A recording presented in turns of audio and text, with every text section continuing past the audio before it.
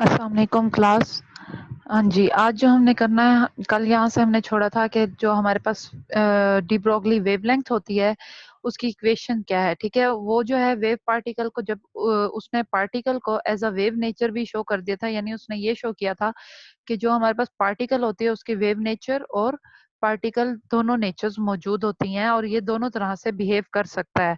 तो उसके बाद उसने क्या किया, उसने इसकी डेरिवेशन दी। तो अब डेरिवेशन की हम लोग जब बात करते हैं तो सबसे पहले अगर हम देखें तो हमारे पास जो भी फोटोन होता है, ठीक है, डी ब्रोगली ने ये जो रिलेशन बनाया था, ये हमारे पास उसकी एनर्जी, वेलोसिटी और उसकी फ्रीक्वेंसी को रिलेट करते हुए उसने एक इक्वेशन बनाई थी, जिसमें फोटोन जो है, जब फोटोन की हम लोग बात करें तो उसकी वेलोसिटी रिप्रेजेंट की जाती है सी से और उसकी फ्रीक्वेंसी को एफ से रिप्रेजेंट किया जाता है। ठीक है, और डी ब्रोगली ने ये assumption बनाई थी कि relationship between the energy E and velocity of the light C and the momentum P and the frequency F of a photon और the particle is established by the Planck's and Einstein at the time. ठीक है, कि जब हम Planck's और Einstein equations को same time पे देखेंगे तो हम लोग क्या करते हैं, इन दोनों के दरमियान में रिलेशन बना सकते हैं। उसके बाद अगर हम देखें तो हमारे पास जो इसका क्लासिकल ओवरव्यू क्या था, या क्लासिकल, आपको पता है कि क्लासिकल जो व्यू है वो क्या है, वो बहुत ज्यादा हैवी चीजों के लिए या भारी मासेस के लिए है। जो छोटे मासेस हैं उनके लिए आपके पास इसकी वैल्यू चेंज है। तो वो ये कहते हैं, in classical mechanics the momentum p of a particle is equal to the product of its mass and the velocity. आपको पता है पी किसके इक्वल होता है, p is equal to m v होता है। जब हम बात करें किसी भी क्लासिकल वैल्यू की या किसी पार्टिकल की, तो वहां पे हमारे पास एम पी जो है उसको पार्टिकल को रिप्रेजेंट कर रहा है, मास ऑफ पार्टिकल को, वीपी वेलोसिटी ऑफ पार्टिकल को रिप्रेजेंट कर रहा है और PP momentum of the particle represent कर रहा है। तो PP is equal to M P into VP.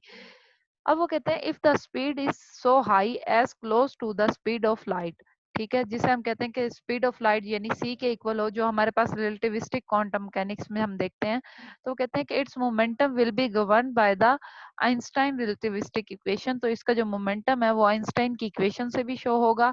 अब क्लासिकल न्यूटन थ्योरी में अगर हम जाएं, क्लासिकल न्यूटन थ्योरी में अगर आप देखें तो VP is very very less than C होता है, क्योंकि आपको पता है कि जो बड़ी चीज होगी उसकी स्पीड जो है वो बहुत ज्यादा कम होती है और इस दुनिया में सबसे ज्यादा जो तेज स्पीड है वो क्या है, वो सी की है। लेकिन जिस वक्त हम इसको अप्रोक्सीमेट आइंस्टाइन उसमें देखते थे, क्लासिकल न्यूटन थ्योरी की बजाय हमने इसको जब आइंस्टाइन में कंसीडर किया, तो हमने ये कंसीडर किया कि जो हमारे पास पार्टिकल की वेलोसिटी है वो अप्रोक्सीमेटली इक्वल टू है स्पीड ऑफ लाइट के। अब यहाँ देखें कि हमारे पास अगर हम एनर्जी इक्वेशन की बात करें तो आइंस्टाइन एनर्जी इक्वेशन जो थी हमारे पास ई रियल है कि जो उसका रियल मास होगा, particle at high speed is written as E real का square is equal to P का स्केयर सी का square plus M naught C का स्केयर होल का स्केयर। अब ये जो है, ये जो हमारे पास इक्वेशन बन रही थी, ये ई रेल की बात बन रही थी। जब हम इसका स्केयर रूट लेंगे ताकि इसका स्केयर खत्म हो जाए, क्योंकि हमें रेल की वैल्यू चाहिए, तो हमारे पास ये सारी वैल्यू जो है वो अंडर रूट में आ जाएगी।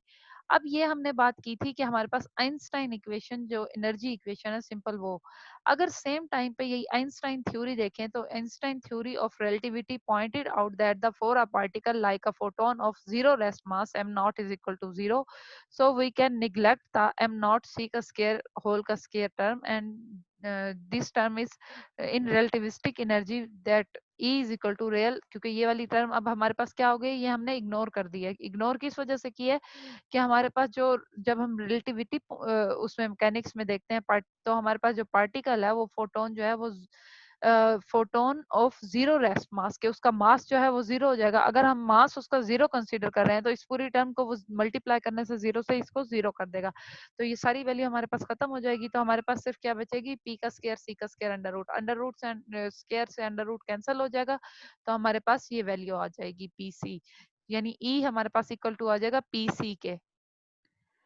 ठीक है, उसके बाद हमारे पास क्या है, प्लांक्स इक्वेशन है। अब प्लांक्स इक्वेशन हमें क्या बताती है, प्लांक्स कांस्टेंट, जब हम according to the Planck's the energy E gamma of a photon is related to the its frequency F of photon and Planck constant H by the famous Planck's equation. अब अगर हम देखें तो इसकी energy जब Planck's constant के हिसाब से देखें, इससे पहले हमने किसके हिसाब से देखी है, इससे पहले हमने आइंस्टाइन थ्योरी देखी है, उसके बाद प्लांक्स की थ्योरी देख रहे हैं, क्योंकि आगे हमने इन दोनों को रिलेट करना है। तो हमारे पास ई गैमा इज इक्वल टू हो जाएगा एच एफ लैम्डा के, जबकि वहां पे ई जो है हमारे पास उन दोनों वैल्यू का स्क्वायर रूट था और अंडर रूट था। ठीक है, जब हम बात करेंगे हमारे पास ई गैमा जो है फोटोन के लिए रिप्रेजेंट हो रहा है, वो कह रहे हैं जहाँ पे एच क्या है हमारे पास प्लांक्स कांस्टेंट है, F photon is the frequency of the radiation of the photon. तो हमारे पास फोटोन की फ्रीक्वेंसी आ जाएगी और एच हमारे पास आ जाएगा प्लांक्स कांस्टेंट। ठीक है, तो जब हम वेवलेंथ की बात करेंगे, वेवलेंथ और मोमेंटम की, तो हमारे पास इक्वेशन जो है फॉर मूविंग टर्म, जब हमारे पास कोई भी वेव जो है वो मूव कर रही होगी, तो हमारे पास जो फाइनल इक्वेशन बनेगी lambda is equal to H over P बनेगी। अब अगर हम देखें, अगर इसको, तो हमारे पास lambda is equal to C over F भी बनता है। अगर हम यहाँ देखें तो हमारे पास जो पी सी होगा वो इक्वल टू हो जाएगा एच एफ के। पी सी हमने पहले एनर्जी फाइंड की थी, एच एफ हमारी सेकेंड एनर्जी थी, ये जो हमने पीछे फाइंड की है। पहले भी हमने एनर्जी फाइंड की है क्योंकि इन दोनों को रिलेट कर रहे हैं। तो इन दोनों को अगर रिलेट करें तो C over F is equal to H over P आ जाएगा। तो सी ओवर एफ जो है वो किसके इक्वल है, वो यहाँ देखें, ये लैम्डा के इक्वल है, तो इसको लैम्डा के इक्वल पुट कर दिया तो ये हमारे पास आ जाएगा एच पी के। अब अगर देखो तो ये हमारे पास रिलेशन बन जाएगा कि हमारे पास जो इसकी वेवलेंथ है वो किसके इक्वल है, एच ओवर पी, यानी कि प्लांक्स कांस्टेंट ओवर मोमेंटम। जब डी ब्रोगली हाइपोथेसिस की हम लोग बात करते हैं, तो डी ब्रोगली ने हाइपोथेसिस क्या दी थी, de Broglie made an induce is incentive guess that the if the electron is also a wave particle, its formula should also be like that of photon। ठीक है, that is the same formula work for the electron. अगर हम photon की बात करें तो वही formula हमारे पास इलेक्ट्रॉन के लिए भी वर्क करेगा, जैसे हमने यहाँ निकाला था lambda is equal to H over P. तो अगर लैम्डा और फोटोन की हम लोग बात करें और उसको एक्सचेंज कर दें इलेक्ट्रॉन के लिए, तो ये हमारे पास इक्वल हो जाएगा। डी ब्रोगली ने यह हाइपोथेसिस दी थी कि जो फोटोन की वेव की लेंथ के लिए फार्मूला होगा वही हमारे पास इलेक्ट्रॉन की वेव लेंथ के लिए फार्मूला मौजूद होगा। अब जब हम डी ब्रोगली इक्वेशन की बात करते हैं, तो डी ब्रोगली इक्वेशन में हमारे पास जब हम इसके रिलेशन देखें वेवलेंथ और मोमेंटम का, तो हमारे पास इलेक्ट्रॉन जो है वो हमारे पास डी ब्रोगली वेवलेंथ के लिए फाइंड हो जाएगा। तो लैम्डा ऑफ इलेक्ट्रॉन या लैम्डा ई जो है वो वेवलेंथ होगी, और ये हमारे पास डी ब्रोगली वेवलेंथ कहलाएगी, जो हमारे पास H over P of electron होगा। और एच आपको पता है प्लांक्स कांस्टेंट है, पी इलेक्ट्रॉन की वैल्यू है। अब ये यहाँ पे सारी वैल्यू हम इलेक्ट्रॉन की बात कर रहे हैं, इससे पहले हम फोटोन की बात कर रहे थे। तो वहां पे ये यहाँ पे यही कह रहे हैं कि अगर हम पार्टिकल को ब्रश करें, यानी बहुत ज्यादा पार्टिकल जस्ट स्ट्राइक करा दें and become a wave particle, तो ये हमारे पास जो जब ब्रस्टिंग हम लोग करते हैं तो हमारे पास एक वेव पार्टिकल की सूरत में ये आते हैं, क्योंकि एक के बाद दूसरा हम लोग पीछे से स्ट्राइक करना शुरू कर देते हैं। और ये एग्जम्पशन जो है ये हमारे पास मतलब electron is free it would behave like a photon. तो जब इलेक्ट्रॉन फ्री होगा वो क्या करेगा, जब हम सिंपल इलेक्ट्रॉन की बात करें तो वो फोटोन की तरह बिहेव करेगा। अब यही डी ब्रोगली वेवलेंथ की जो है हम एस के ड्राइविंग इक्वेशन, यानी कि जो उसकी पार्टिकल इक्वेशन थी उसको अगर एस के डेरिवेशन से देखें, तो हमारे पास क्या है कि जो हमारे पास पहले ही हमने इक्वेशन अभी देखी है कि lambda is equal to H over P होता है। तो अगर इसी को हम इलेक्ट्रॉन के लिए देखें तो हमारे पास ये वैल्यू आ जाएगी। और ये जो हमारे पास पास्टुलेट था, state postulate 01 state that all the particle motion are instincted by the phonon और फोटोन, बी इट इलेक्ट्रॉन और एनी अदर मैटर, के कोई भी हमारे पास इलेक्ट्रॉन या किसी भी तरह से मूव कर रहा होगा वो फोटोन या फोनोन्स की तरह से रिएक्ट करेगा। ठीक है, और यही बात जो डी ब्रोगली था उसने कहा था कि इलेक्ट्रॉन जो है वो नेगेटिव मास का है, क्योंकि हमारे पास नेगेटिव चार्ज होता है। तो हमारे पास इलेक्ट्रॉन जो है वो मेन पार्टिकल है जिसमें हमारे पास कंसर्न होता है। और अगर हम इसकी डिस्कशन देखें तो यही जो इलेक्ट्रॉन है ये हमारे पास फोनोन या फोटोन की तरह मूव कर सकता है या एक्ट कर सकता है। तो जब हम एस्केड कैरियर पास्टुलेट के मुताबिक इसकी इक्वेशन फाइंड करना चाहें, तो हमारे पास by the carrier postulate asked postulate that principle of the conservation of energy. अब आपको पता है प्रिंसिपल ऑफ कंजर्वेशन एनर्जी क्या है, कि हमारे पास जो एनर्जी इन और आउट होगी वो हमारे पास सेम रहेगी। The energy of the moving electron sum entirely from the incorporated photon, so the energy of the composition raised with the photon। ठीक है, तो हमारे पास उसकी एनर्जी क्या होगी, जैसे जैसे फोटोन इंक्रीज होंगे उसकी एनर्जी इंक्रीज होगी, फोटोन लेस होंगे तो उसकी एनर्जी लेस होगी। तो हमारे पास इलेक्ट्रॉन की काइनेटिक एनर्जी इक्वल टू हो जाएगा फोटोन की काइनेटिक एनर्जी के, जो भी फोटोन की हमारे पास काइनेटिक एनर्जी होगी। अब आपको पता है फोटोन को पीछे हमने रिप्रेजेंट किया था कि फोटोन को हम लोग गैमा से रिप्रेजेंट कर रहे हैं। जब हम इलेक्ट्रॉन की बात करेंगे तो हमारे पास आपको पता काइनेटिक एनर्जी क्या होता है, काइनेटिक एनर्जी इक्वल टू होता है 1/2 mv का स्क्वायर। तो अगर हम इलेक्ट्रॉन की बात करें तो ये हमारे पास क्या आ जाएगा 1/2 MeVe का स्क्वायर, यानी ये इलेक्ट्रॉन के लिए जस्ट वैल्यू है। और काइनेटिक एनर्जी ऑफ फोटोन के लिए 1/2 M gamma C gamma का स्क्वायर। तो जब इन दोनों वैल्यूज को अगर हम देखें तो यहाँ से 1/2 कॉमन आ सकता है, ये कैंसल आउट हो सकता है। तो इसको अगर हम एलिमिनेट कर दें दोनों साइडों पे तो हमारे पास क्या बच जाएगा, MeVe का square is equal to M gamma C gamma का स्क्वायर। तो एस के पास्टुलेट के मुताबिक अगर हम देखें तो हमारे पास MeVe, आपको पता है P इज इक्वल टू होता है MV के। तो जब PE की बात करेंगे तो ये हमारे पास क्या आ जाएगा MeVe के। इसी तरह मोमेंटम की, ये हमारे पास मोमेंटम की वैल्यू आ गई। और इसी तरह अगर हम देखें तो हमारे पास M gamma C gamma का स्क्वायर इज इक्वल टू होता है FH के। तो हम अगर पिछली इक्वेशन को देखें तो हम पिछली इक्वेशन जो हमारे पास आई थी उसमें हम लोगों ने क्या किया, जस्ट सिंपल इनकी वैल्यू पुट कर देंगे।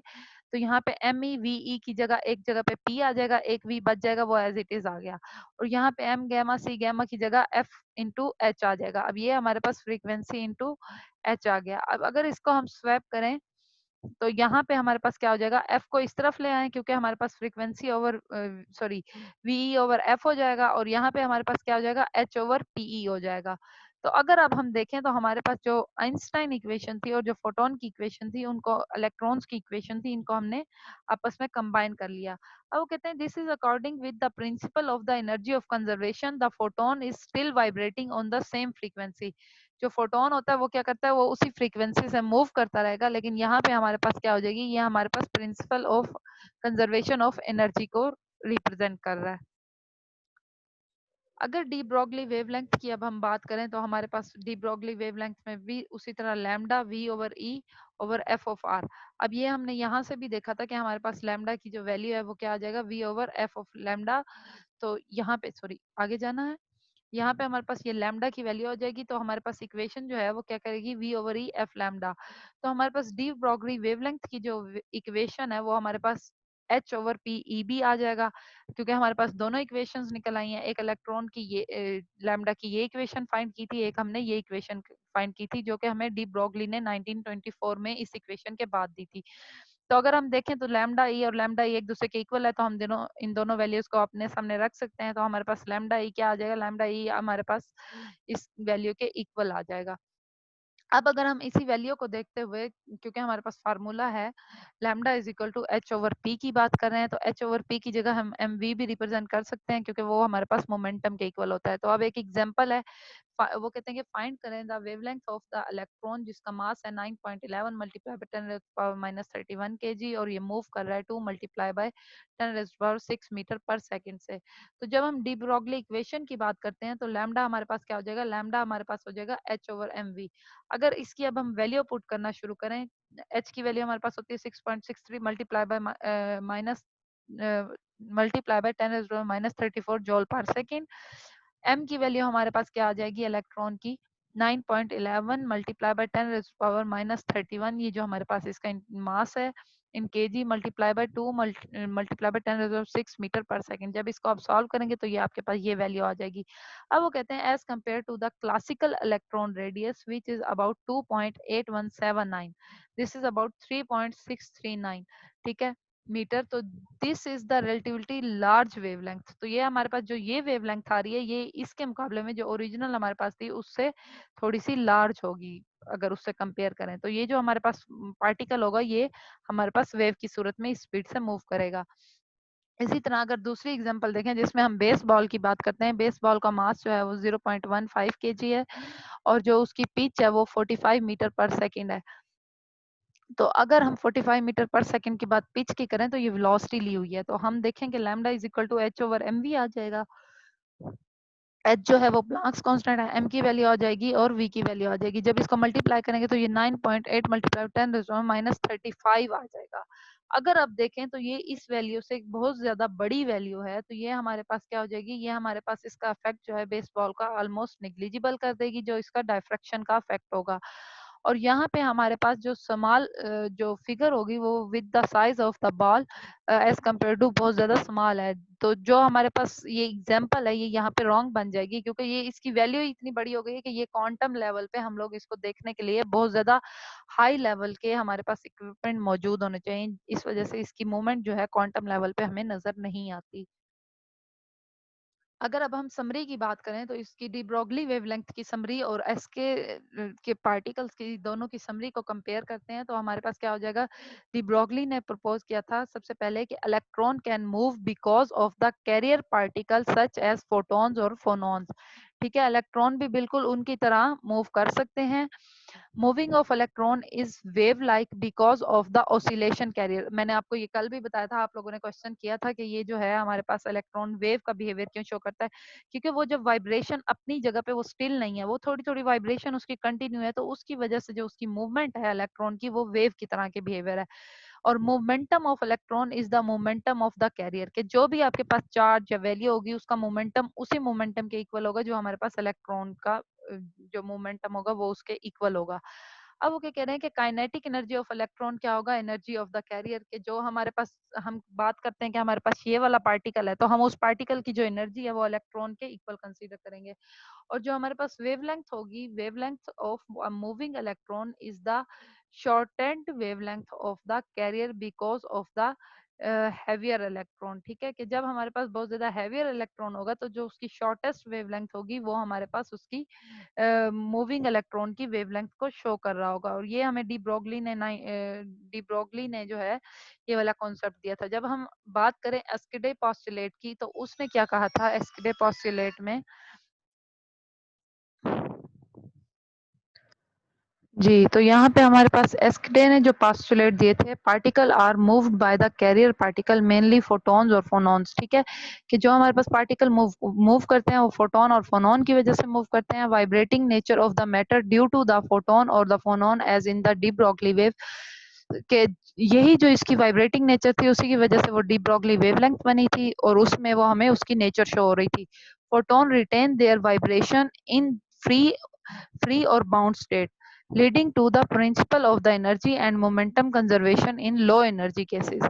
कि हमारे पास जो भी फोटॉन्स होते हैं वो क्या करते हैं, वो अपनी वाइब्रेशन जो है बाउंड स्टेट में भी जारी रखते हैं। और ये हमें क्या है, चाहे एनर्जी एनर्जी कंजर्वेशन देख लें या हमारे पास आप देख लें लो एनर्जी लेवल केसेस देख लें, तो वहां पे भी ये इसको फॉलो करेंगे। ये उसमें वाइब्रेशन जो है वो उसमें कंटिन्यू रखते हैं, वाइब्रेशन इनकी रुकती नहीं है। जो भी हमारे पास इलेक्ट्रॉन या पार्टिकल्स होते हैं उनकी वाइब्रेशन हमारे पास कंटिन्यू रहती है।